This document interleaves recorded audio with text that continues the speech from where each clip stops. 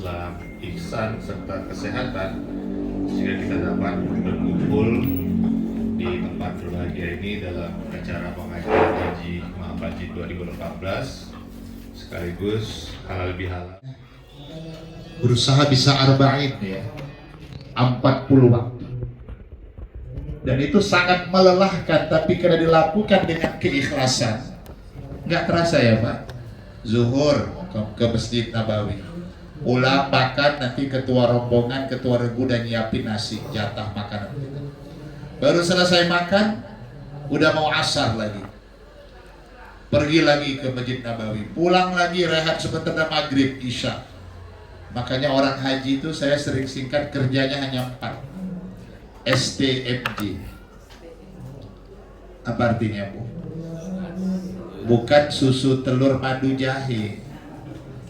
STMJ itu sholat, tidur, makan, jalan.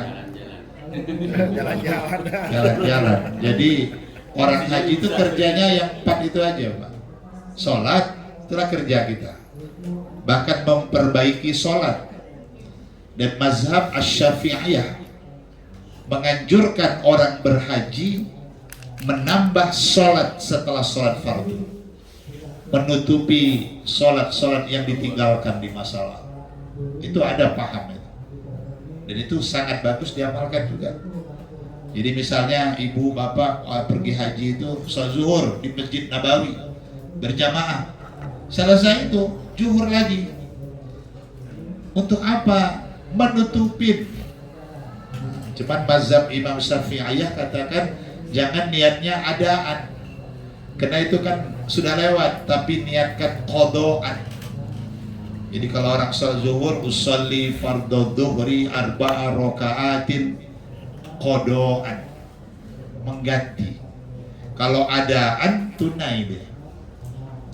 Itu banyak dia makan. Maka jangan kaget di Madinah, di Mekah itu selesai sholat fardu banyak orang yang sholat lagi. Begitulah mereka lakukan, menyempurnakan sholat masa lalunya. Itu kerja kita, sholat, habis sholat tidur. Dan tidur di Mekah itu nikmat itu. Rebahkan dikit badan, udah jadilah tidur. Habis itu makan. Saya sering bilang kalau orang pergi haji ke negara manapun pergi, makanlah yang dimakan di situ. Di surah Al-Muluk ayat 15 itu.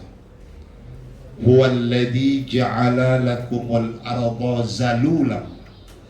Dialah Allah yang menjadikan bumi untuk kamu supaya kamu jelajahi dengan mudah. Lihat itu mudahnya, dari Kuala Namu hanya dalam waktu 8 jam 50 menit sudah mendarat di Bandara Madinah, menempuh jarak 6.725 km. Jarak yang sangat jauh, tapi hanya ditempuh tidak lebih dari 9 jam. Itu Allah jadikan kemudahan itu.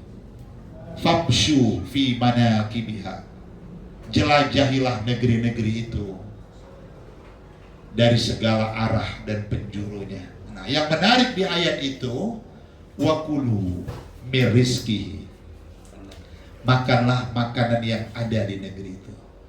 Jadi kalau ke Mekah Madinah jangan lagi bawa belacan. Ada lagi orang ke Mekah Madinah yang dicari bakso. Akibatnya maaf, kenapa jemaah haji Indonesia banyak diare? Itu pernah diteliti oleh TKHI, Tim Kesehatan Haji Indonesia. Disurvei lah apa jenis penyakit paling banyak jemaah haji Indonesia. Nomor 1 diare. Kalau batuk termasuk, makanya OBH berubah nama di sana menjadi obat batuk haji, bukan lagi obat batuk hitam. Kenapa diare? Salah pola makan. Padahal Quran bilang kalau sudah menjelajahi suatu negeri, wakulu mir rizkihi, makan yang ada di negeri itu. Ini yang dicari pecel, gadu-gadu yang masak orang Madura, kadang airnya tak bersih, kena kejar sama baladiah. disembunyikan sama jamaah haji biasanya. Jadi kalau sampai ke Arab Saudi, makanlah sawarma, makanlah kebab, makanlah al-baik, jangan KFC. Al-baik hanya ada di Mekah, Madinah, Jeddah, Riyadh. Yang dicari kok KFC. Al-baik yang produksi dari sana.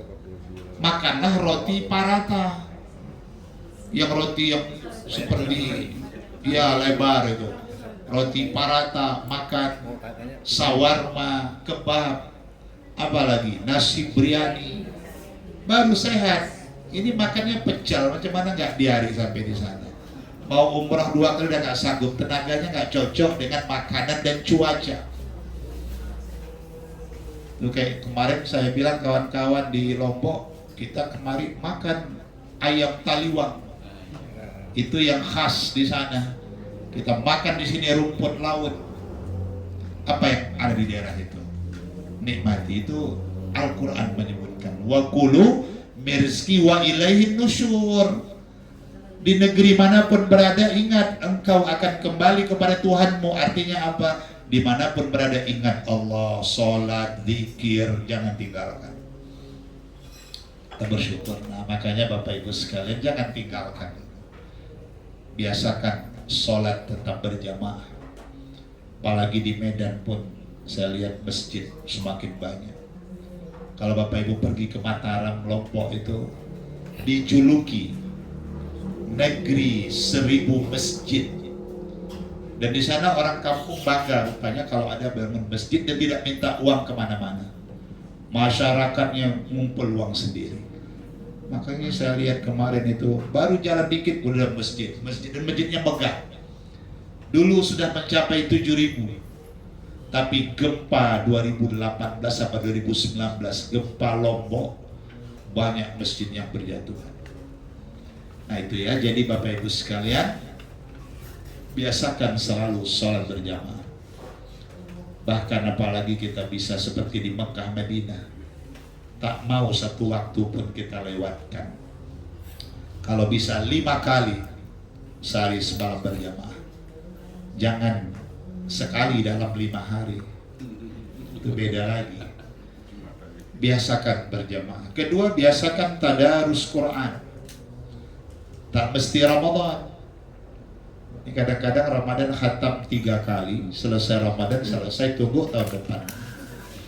Padahal amalan yang paling disukai Allah itu amalan yang dilakukan secara rutin walaupun sedikit. Biasakan baca Quran. Nah satu lagi menarik, diajarkan Nabi itu biasakan makan berjamaah. Walaupun yang dimakan sederhana, cuma bawal, kakap, sate, udang, kayaknya nggak sederhana lagi ya. Namanya aja rumah makan sederhana, bayarnya mahal juga. Nah itu 3 hal berjamaah itu mendatangkan rahmat dari Allah Subhanahu Wa Taala. Nah maka luar biasa doanya Nabi Yusuf alaihissalam tadi, Fatiras samawati wal ard, anta wali fid dunya wal akhirah, tawaffani muslima wa alhiqni bis salihin. Ini hari ini pulang ngaji bisa ngamalin surah Yusuf 101 udah hebat. Nanti kapan-kapan ketemu saya lagi dites di depan 101. Udah hafal nggak surah Yusuf 101? Itu kalau ngaji di pesantren begitu Pak. Saya bilang gitu terakhir nggak datang ngaji. Amalkan ya surah Yusuf ayat 101. Baik Bapak Ibu sekalian, pada bahagian akhir ya saya ingin menyampaikan, karena ini tadi temanya silaturahim, temanya halal bihalal. Kita ingin melepaskan, menguraikan benang kusut. Nabi Shallallahu Alaihi Wasallam ini dalam sebuah hadis qudsi, mari kita amalkan. Ada 3 perbuatan, ini penutup, sangat berat dilakukan. Ini memang sudah diwanti-wanti, ada warning. 3 ini berat kali dilakukan. Tapi kalau mampu melakukannya, sangat berat pula timbangan kebaikan. Berarti seimbang ya Pak ya. Berat kita mau melakukannya, tapi kalau mampu, berat kali nilai pahalanya. Pasti berat yang tiga. Dan ini dilakukan Nabi. Makanya dalam sejarah hidup Nabi itu kan sehat. Sampai seorang dokter Amerika, dokter Jerry Degree. Ini ilmuwan Amerika Pak, masuk Islam gara-gara dia membaca buku The Historical of Prophet Muhammad Sallallahu Alaihi Wasallam yang dalam bahasa Inggris hampir 1000 halaman. Sejarah kehidupan Nabi Muhammad. Dr. Jerry ini karena dia seorang ahli medis, yang dia lihat itu adalah kenapa seorang Nabi Muhammad tidak pernah sakit serius.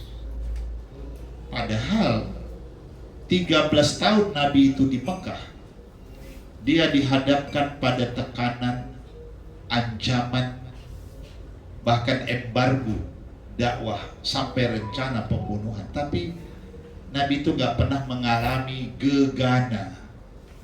Apa gegana, Bu? Ya, gegana. Iya, itu salah satu lagu yang dibawa oleh Cita-Citata. Gelisah, galau, dan merana. Jadi Dr. Jerry lihat kenapa Nabi Muhammad tidak pernah stres. Padahal 13 tahun itu kehidupan Nabi terancam, bahkan disakiti fisik dan perasaannya. Pernah dilempar batu di Taif. Saya pikir Bapak Ibu 2018 Taif sudah dibuka. 100 kilo dari Masjidil Haram sudah pergi Bapak Ibu. Dan alhamdulillah itu Taif itu nama lainnya Al-Qaryatul Muluk, negeri para raja. Karena dulu daerah itu terlarang bagi semua orang kecuali ada tasrih. Kenapa dilarang? Orang nggak tahu di Taif itu ada pusat markas militer Saudi Arabia. Itu menjelang masuk Taif, sebelah kiri kanan tuh, kalau di Amerika itu Pentagonnya itu Taif, karena dia berada pada ketinggian dan ada akses di sana untuk pesawat dan sebagainya. Nah jadi pernah Nabi dilempar di Taif, bayangkan pada masanya, sampai berdarah, dan Nabi sampai sembunyi di sebuah masjid kecil, masjidku, tak jauh dari masjid Ibnu Abbas ya. Karena ada ku itu siku. Karena Nabi berdarah dan Nabi letakkan siku di atas batu masjid itu, darahnya mengalir dan bahkan batu itu pun memberi tempat untuk siku Nabi, sehingga batu yang keras pun berubah bentuk seperti siku, seolah tempat Nabi bersandar menahan sakitnya. Masih ada. Itu maka disebut Masjid Ku di Taif. Walaupun belakangan ditutup karena disakralkan, orang datang, kalau orang bawa air ke sana, nyembah-nyembah batu. Dan di seberangnya ada Masjid Ad-Das. Ad-Das itu seorang Yahudi yang menolong Nabi, memberi makan di Taif ketika Nabi itu dilempar batu bersembunyi. Ad-Das itulah orang Yahudi yang akhirnya masuk Islam di Taif. Dan sehingga Nabi sebut masjid itu Masjid Ad-Das, mengabadikan nama seorang Yahudi yang menolong Nabi dalam persembunyian ketika dilempar di Taif. Itu udah Bapak Ibu datangi. Saya yakin mutawifnya pun sudah menjelaskan waktu ke sana. Dan Bapak Ibu pulangnya bisa singgah di masjid untuk bermiqat, namanya Qarnul Manazil. Dan itu miqat terbesar jamaah haji di dunia ini. Dan itu lebih luas daripada Bi'ru Ali di menjelang dari Madinah mau ke Makkah, lebih luas dari Tan'im, Ji'rana, Hudaybiyah. Ya, Qarnul Manazil itu sangat luas miqatnya. Karena itu tempat orang datang dari negara-negara Uni Emirat Arab dengan bus yang berjumlah ratusan ribu pun bisa parkir di Qarnul Manazil dan menikmati buah delima termanis. Nabi sehat. Ternyata dokter jadi teliti, rupanya kecerdasan emosionalnya yang luar biasa. Nabi itu tidak dendam sama siapa. Nabi mudah memaafkan orang yang nyata-nyata sudah menzaliminya, masih didoakan di Taif itu kan dilempar batu. Sampai datang malaikat menawarkan, bagaimana wahai Muhammad, kalau bukit-bukit batu di Taif ini aku satukan dan mereka yang melempar pukul satukan dengan gunung biar retak dan nyatu dengan tanah. Mungkin kalau kita begitu Pak, ditawarin malaikat, gimana Pak, perlu nggak diangkat gunung Sibayah? Mungkin kita bilang naikkan aja, sifat kita. Tapi Nabi tidak pernah dendam, mudah memaafkan orang. Dan ditambah Nabi itu tidak punya sifat pemarah. Dan itu diteliti belakangan para ilmuwan, rupanya 5 menit orang marah-marah, 6 jam sistem imun mati pada tubuh. Maka hindari sifat marah. Dan secantik-cantik orang pun kalau marah jelek, Bu. Apalagi yang jelek marah-marah, nggak bisa dibayangin. Nah, maka dalam suasana silaturahim halal bihalal ini, mari kita lihat 3 perbuatan ini berat, tapi kalau mampu Masya Allah luar biasa. Yang pertama, silman koto'aka, bersilaturahimlah kepada orang yang sudah memutuskan silaturahim kepada. Berarti kita gak dendam sama orang. Walaupun dia diundang gak pernah datang, tapi dia ngundang kita datang. Kita kadang-kadang terbawa arus dendam masa lalu. Gak datang Bu, malas dia pun tak pernah datang awal undang. Tapi kalau mau kita lakukan itu berat itu. Tapi kalau berat kita lakukan, berat juga nilai kebaikannya. Bersilaturahimlah kepada orang yang tak mau bersilaturahim kepada kita. Dia sakit datang, dia undang kita datang, walaupun dia tak pernah mendatangi kita. Berat. Yang kedua yang berat itu wa'fu man zolamaka, memaafkan orang yang pernah menyakiti hati. Berat Pak, apalagi kita pakai moto obat nyamuk ya. Kita akan berkata tiada maaf bagimu. Itu kan moto obat nyamuk kepada nyamuk, bahwa nyamuk akan mati dengan semprotan itu. Itu iklan obat nyamuk. Tapi kita pakai iklan diri kita, tiada maaf bagimu. Tapi kalau kita mampu memaafkan, sekalipun orang itu sudah menyakiti, berat ini. Mungkin pertanyaannya bagaimana caranya? Rumusnya hanya sederhana, 2L tambah 2I. Apa yang 2L itu? Lupakan kebaikan kita sama orang. Yang kedua, lupakan kesalahan orang itu. Bagaimana caranya? Tambah 2I. Ingat kesalahan kita pada orang. Kita pun bukannya bersih kali diri kita ini, banyak juga kesalahan kita sama orang. Kedua, ingatlah kebaikan orang itu pada kita. Sehingga jangan hanya yang salahnya kita ingat. Itu 2L 2I. Sehingga kalau itu kita amalkan, kita mungkin lebih mudah memaafkan orang yang menyakiti kita. Terakhir yang ketiga, wa'ati man haramaka. Ini juga berat. Memberikan sesuatu kepada orang yang tidak pernah memberi kepadamu. Selama ini yang berlaku hukum kausalitas. Ibu kenapa ngantar rantang ke sebelah? Karena ibu tuh pun sering kali ngantar rantang kemari. Ibu sebelah nggak diantar, malas. Kenapa Bu? Pelit kali. Jadi ini sering terjadi, tetangga bertetangga, yang satu panen pohon mangga, yang satu pohon jambu.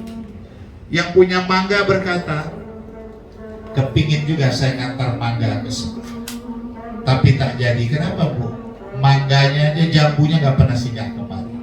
Yang punya pohon jambu ternyata berkata sama, saya pun kepingin ngantar jambu, tapi nggak jadi. Mangganya pun nggak pernah kemari.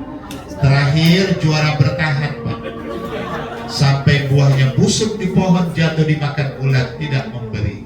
Kenapa? Dia baru memberi kalau diberi. Itu wajar dan itu hukum alam. Tapi memberi kepada orang yang tidak pernah memberi, itu yang luar biasa. Di situ ada ketulusan dan keikhlasan. Nah, maka marilah Bapak Ibu sekalian, dalam suasana silaturahim, walaupun ini sudah masuk bulan awal Zulqa'dah, tapi bersilaturahim itu tak mengenal masa. halal bihalal itu sepanjang kehidupan kita. Artinya kita ingin selalu merajut ukhuwah, meraih berkah. Baik, demikian kajian yang dapat saya sampaikan. Apa engkau menundanya ya Rob? Karena aku suka mendengar suaranya. Nanti kalau sudah diberikan diijabah, nggak berdoa lagi dia. Jadi ada makna doa itu ditunda. Sebaliknya ada riwayat lagi, kalau yang berdoa orang fasik, malaikat dipanggil, malaikatku sudah kau dengar doa orang fasik itu sudah. Bagaimana permohonan mereka ya Rabb? Berikan sebagian kecil yang dia minta. Kenapa engkau berikan ya Rabb? Bukankah mereka orang fasik? Justru itu kata Allah, aku pun muak mendengar suaranya. Jadi dari beberapa pandangan ini, malah kalau doa kita cepat kali terkabul, takut juga kita. Jangan-jangan Allah ini muak dengan suara kita. Tapi kalaupun belum terijabah, boleh jadi Allah itu juga rindu dengan suara kita. Biar tiap hari kita meminta. Tapi kalaupun cepat dikabulkan, bukan karena muaknya Allah dengan suara kita. Jadi terkait doa itu memang banyak sudut pandang yang harus kita pahami. Tapi kata kuncinya, jangan pernah berhenti berdoa. Dan orang-orang yang berdoa, tinggalkan yang dilarang Allah. Dan ketika doa belum terijabah, baik sangkalah kepada Allah. Boleh jadi Allah itu senang kali mendengar suara kita, Pak. Itu yang kita ambil. Jadi prinsipnya satu, jangan pernah berhenti berdoa. Allahumma a'inna ala dzikrika wa syukrika wa husni ibadatik. Allahumma ja'al jam'ana hadha jam'an marhuma wa tafarruqana min ba'dihi tafarruqan ma'suma. Rabbana atina fid dunya hasanah wa fil akhirati hasanah wa qina adzabannar. Walhamdulillahi rabbil alamin. Taqabbalallah.